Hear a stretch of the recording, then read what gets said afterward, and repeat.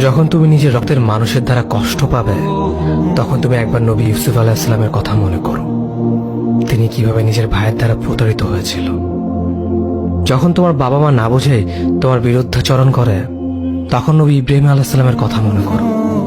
তার বাবা তাকে আগুনে নিক্ষেপ করায় ভূমিকা রেখেছিল। যখন তুমি সমস্যা থেকে পরিত্রাণের জন্য কোনো পথ পাবে না, তখন ইউনুস আলাইহিস সালামের কথা ভেবো। তিনি কতটা সময় তিমি মাছের পেটে আটকা পড়েছিল। যখন তোমার নামে কেউ মিথ্যা অপবাদ ছড়িয়ে দেবে, তখন মা আয়েশা রাদিয়াল্লাহু আনহার কথা মনে করো। তার নামে পুরো শহর জুড়ে কুৎসা রচনা করা হয়েছিল। যখন তুমি অসুস্থ ব্যথার যন্ত্রণায় কাঁপতে থাকো, তখন নবী আইয়ুব আলাইহিস সালামের কথা ভেবো। তিনি ভয়ঙ্কর এক ভাইরাসজনিত রোগে আক্রান্ত হয়ে তোমার থেকে বেশি কষ্ট পেয়েছিল।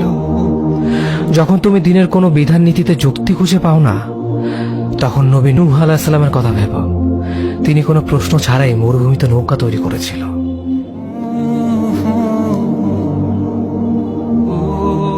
যখন তুমি আত্মীয়স্বজন, পরিবার, বন্ধু বান্ধবের কাছে হাসির পাত্রে পরিণত হও, তখন তুমি শেষ নবী হযরত মুহাম্মদ সাল্লাল্লাহু আলাইহি ওয়াসাল্লামের কথা ভেবো। রাসূল সাল্লাল্লাহু আলাইহি ওয়াসাল্লাম বলেছিলেন, সবচেয়ে বড় পরীক্ষা দিয়ে সবথেকে বড় পুরস্কার আসে। যখন আল্লাহ কাউকে ভালোবাসেন, তখন তাকে পরীক্ষা করেন, এবং যে এই পরীক্ষাগুলো মেনে নেয়, সে আল্লাহর সন্তুষ্টি অর্জন করে। আর যে অভিযোগ করে, সে তার ক্রোধের পাত্র হয়। হে আল্লাহ, তোমার কথা মনে করা, তোমার প্রতি কৃতজ্ঞ হওয়ার এবং তোমার ইবাদত করার তৌফিক আমাদের দান করো। আমিন। যেভাবে তুমি সন্তুষ্ট হও, সেভাবেই আমাদের পরিচালিত করো।